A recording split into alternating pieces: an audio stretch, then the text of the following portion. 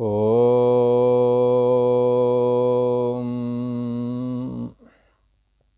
श्री योग वासिष्ठ के उपशम प्रकरण में श्री वशिष्ठ जी महाराज बोले, हे राम जी,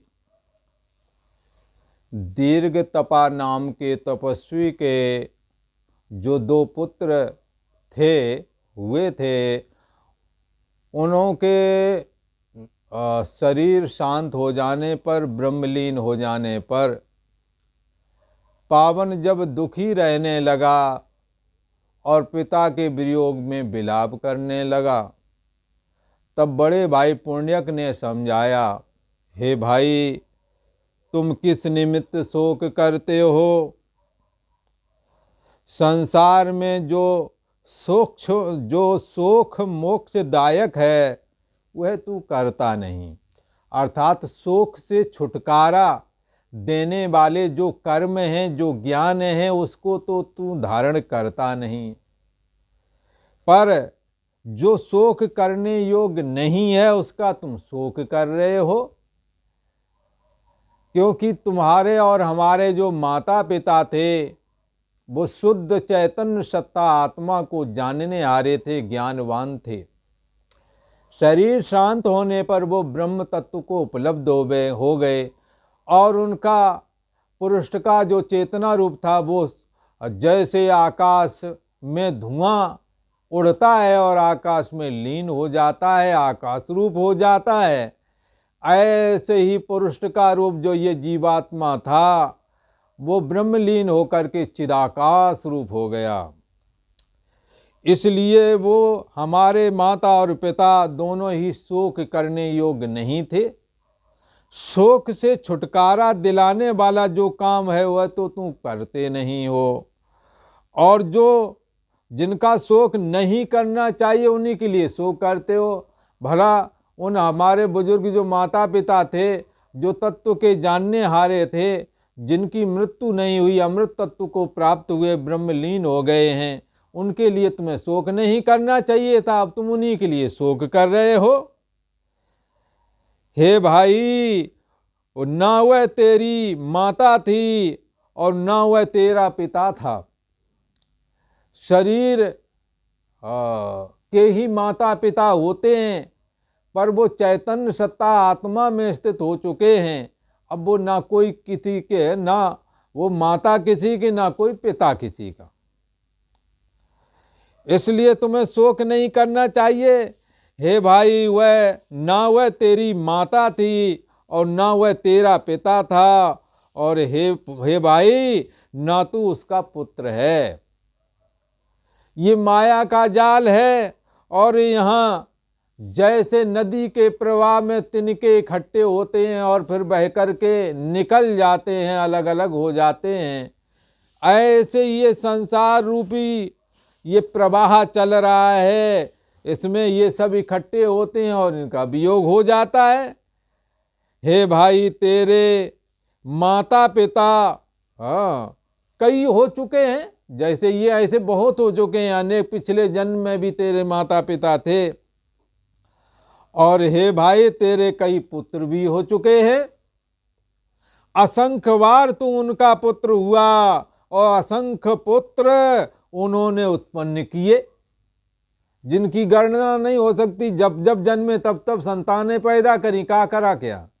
उनके खाने रहने का इंतजाम किया। यही तो हर एक जन्म में करते आ रहे हैं। इसलिए पुनरप जन्म पुनरप मरणम, बार बार जन्मना, बार बार मरना, बार बार माता के उदर में उल्टा लटकना, ये सिलसिला अनादि काल से चला आ रहा है। जब तक कि दुर्लभ तत्व ज्ञान को ये जीवात्मा प्राप्त नहीं करता, तब तक इस सिलसिले का अंत नहीं आता।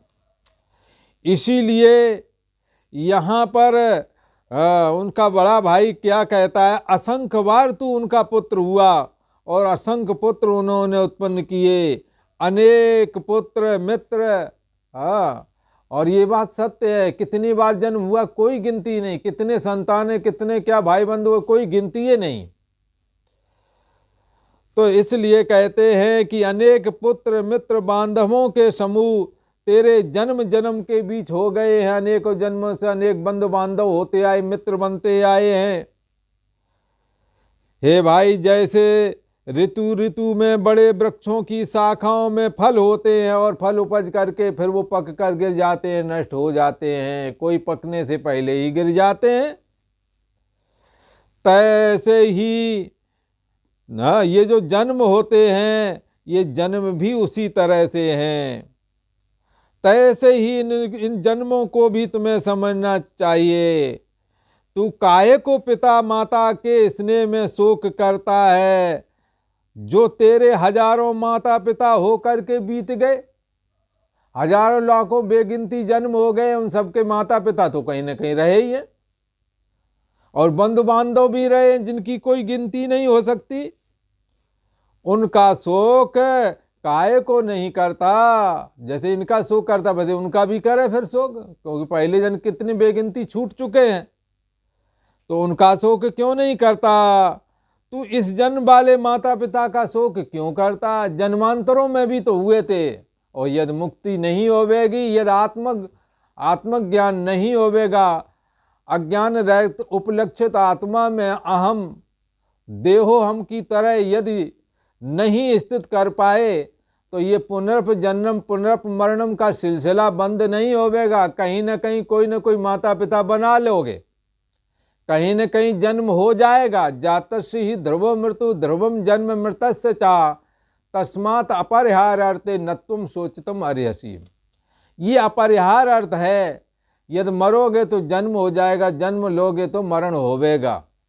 ये बात अलग है कि शुभ कर्म करे होवेंगे तो पुनः मनुष्य शरीर मिल जाएगा, और अशुभ कर्म यदि किए होवेंगे तो जानवर का शरीर मिल जाएगा, मिलेगा जरूर। वहां पर भी कोई माता पिता होवेंगे, जानवरों में भी, पक्षियों में भी। इसलिए तेरे हजारों माता पिता बीत गए हैं, जैसे इनका शोक करता है ऐसे उन्हों का भी शोक कर ले भाई। इस मोह का अंत नहीं आता, इसलिए मोह रूपी बंधन को तू काट दे। शोक क्यों करता है? हे माँ भाग, जो प्रपंच तुझको दृष्टि आता है वह एक जगत भ्रम है। दीर्घ तपा ने इसको ज्ञानवान बना दिया था, इसलिए वो कहता है कि हे भाई, हे माँ भाग, जो प्रपंच तुझको दृष्टि आता है ये स्वप्नवत है, यह एक भ्रम ही है, वह जगत भ्रम है। परमार्थ में ना कोई जगत है ना कोई मित्र है, परमात्मा में तो एक आत्म सत्ता ही है, परमात्मा ही है, दूसरा नहीं है। इसलिए भगवान श्री कृष्ण ने कहा, मत्तः परतरम नान्यत किंच दस्त धनंजया मई सर्वमिदं प्रोतम सूत्रे मणगणायो। मेरे से परे और मत्ता परतरम, मेरे अलावा मेरे से परे कोई है ही नहीं। और मेरे मियाँ ऐसे ही पिरोए हैं जैसे मिट्टी में घड़ा, जैसे सूत की बनाई हुई माला में सूत के गुड़िया होते हैं, ऐसे इस जगत को भी समझना चाहिए। जितने भी भूत जात, जितने भी प्राणी हैं, ये सब चैतन्य सत्ता रूप आत्मा में ही पिरोए हुए हैं। हे भाई, यह जगत भ्रम है, परमार्थ में ना कोई जगत है, और ना ही जगत में जो मित्र शत्रु आदि ये भी नहीं है। स्वप्न में जैसे जगत देखते हैं, स्वप्न के मित्र शत्रु देखते हैं, जागने पर कोई होता नहीं, ना कोई बांधव है। जैसे मरुस्थल में बड़ी नदी भासती है तो वहाँ जल तो होता नहीं है, जल बहता हुआ जल होने की एक भ्रांति होती है, वहाँ पानी की एक बूंद भी नहीं होती। जैसे मरुस्थल में बड़ी नदी भासती है परंतु उसमें जल का एक बूंद भी नहीं होता, तैसे ही वास्तव में जगत कुछ बना नहीं। इस जगत में सुख नाम की कोई चीज नहीं इसे प्राप्त होती। सारा जीवन निकल जाता है करते करते, हाय हाय करते हुए, अंत में कुछ हाथे लगता नहीं। कहे कबीर अंत की बारी हाथ जार जैसे चले जुआरी, जुआरी हार जाते हैं तो हाथ झाड़ के चल देते हैं वहाँ से। बड़े बड़े हे भाई, बड़े बड़े लक्ष्मीवान जो छत्र चामर से संपन्न शोभायमान होते हैं, दिखते हैं, वे विपर होवेंगे। एक दिन उनके छत्र चमर नहीं रहेंगे। उनके आगे पीछे खड़े होने वाले लोग भी नहीं होवेंगे, क्योंकि संसार की यही दशा है, किसी का समय एक जैसा नहीं रहता है। क्योंकि यह लक्ष्मी बड़ी चंचल रूप है, किसी के साथ में सदा नहीं रहती है। आज हमारे पास है, कल किसी के पास है, परसों किसी के पास है। भला आप देखें, आप 100 का नोट लें, आज आपके हाथ में, दूसरे को सब्जी ले लिया, सब्जी वाले ने किसी और को दे दिया, वो चलता ही रहता, कभी बैठता ही नहीं। इसलिए लक्ष्मी को चंचल माना गया है, हमेशा चलती रहती है। कोई दिनों में अभाव हो जाता है, कई तो 2-4 दिन में, किसी किसी का जीवन ज़्यादा लंबा है, जैसे मच्छर का शायद 2-2.5 दिन का है जीवन है। ऐसे ही कोई दिनों में चले जाते, कोई महीनों में, कोई वर्षों में, चले सभी जाते हैं। पर जो दिनों में जाते हैं, 1 दिन 2 दिन में, जो कीट पतंग आदि, उनकी दृष्टि से मनुष्य का जीवन बहुत लंबा प्रतीत होता होवेगा। परंतु ये मनुष्य जीवन भी यूं ही क्षण भर में गुजर जाता है। बचपना, जवानी, बुढ़ापा, बचपने के खेल, बचपने का पढ़ना, खेलना कूदना, ये सब आज ऐसे लगता मानो कल हुआ हो। जवानी के कर्म ऐसे लगता मानो अभी हुए हों। हाँ, और देखते ही देखते शरीर में वृद्धावस्था प्रवेश कर गई और फिर चलने की तैयारी। इसलिए यहाँ कहते हैं कि ये लक्ष्मी चंचल स्वरूप है, इसलिए इस लक्ष्मी का भी कोई भरोसा नहीं है। हे भाई, कोई दिनों में अभाव हो जाता है, हाँ, कोई 2-4 दिन में। और हे भाई, तू परमार्थ दृष्टि से विचार करके देख, और ना तू है और ना ये जगत है। ना तू है का मतलब जो शरीर करके मैं करके स्वीकार कर रहा है, ना तू है। ये शरीर क्योंकि जन्म से पहले नहीं था, मरण के बाद में नहीं रहता, वर्तमान काल में भी प्रतिक्षण बदलता ही रहता है। इसलिए उस दृष्टि से कहा, न तू है और न ही ये जगत है, क्योंकि जगत जैसे शरीर बदलता है, ऐसे जगत भी बदलता है। हर 2-4-10 साल बाद जगह में भी परिवर्तन आ जाते हैं। बिल्डिंगें तोड़ के लोग दूसरी बना देते हैं। कई बार घूमने आते कहते ये तो पहले था ही नहीं, लगता कुछ नया सा हो गया, हम वही नई वाली जगह पे तो नहीं आ गए, कहीं भूल जाते हैं जगह को। तो क्या है, ये जमीन भी रूप बदलती रहती है, 10-12 साल में कुछ ना कुछ परिवर्तन हो जाता है, और शरीर में भी परिवर्तन हो जाता है। तो कोई दिनों में अभाव हो जाता है, और परमार्थ दृष्टि से विचार करके देखें यदि, तो ना तू है और ना ही यह जगत है। यह जितना भी दृश्य है, चाहे देह वाला दृश्य हो, चाहे जगत में दिखने वाले मकान दुकान आदि ये दृश्य हों, ये सारी दृश्य, ये सारे के सारे दृश्य भ्रांति रूप हैं। इसको हृदय से त्याग दे, इसका अस्तित्व नहीं है। ना अभावो विद्यते सतः, सत दिखता नहीं पर उसका अभाव कभी होता नहीं है। और जो असत है वो दिखता है पर रहता नहीं है। ना असतो विद्यते भावो, ना अभावो विद्यते सतः। ये जगत, देह और जगत जो दिख रहे हैं, भले ही दिखते रहें पर रहते नहीं हैं। पर ना दिखने वाला जो चैतन्य सत्ता आत्मा है, जो देह और जगत दोनों को जान रहा है, उसी ने पहले बचपन, जवानी आदि के बुढ़ापा पहले की पगडंडी वाला ये दुनिया देखी, वही आज ये बड़े बड़े रोडों वाले रोड देख रहे, 4 लाइनें चल रही हैं। पगडंडी मिलती थी पहले ज़्यादातर, तो क्या है, वो सब हट करके ये बदल जाता। वो जिसने वो देखी पगडंडी, वही आज 4 लाइन देख रहा।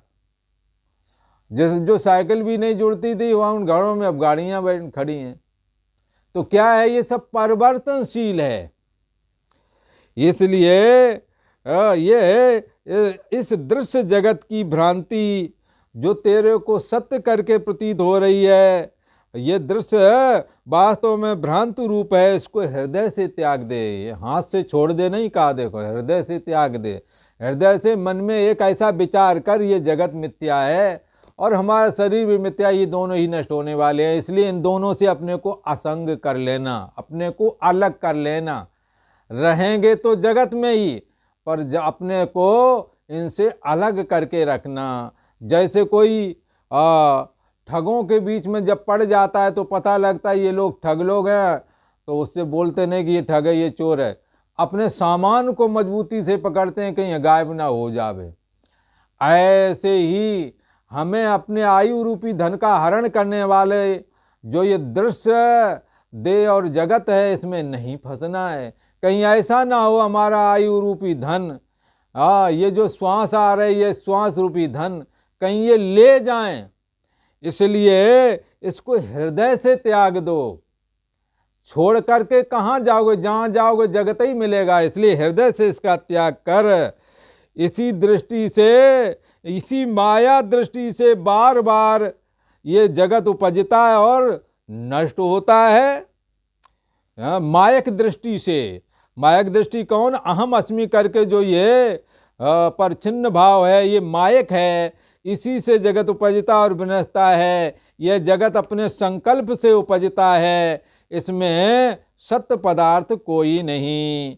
अज्ञान रूपी मरुस्थल में जगत रूपी नदी बह रही है, उसमें शुभ अशुभ रूपी तरंग उपजते हैं और फिर नष्ट हो जाते हैं। इति श्री योग वशिष्ठे उपशम प्रकरण पावन बोध वर्णन नाम 19तमा सर्गः।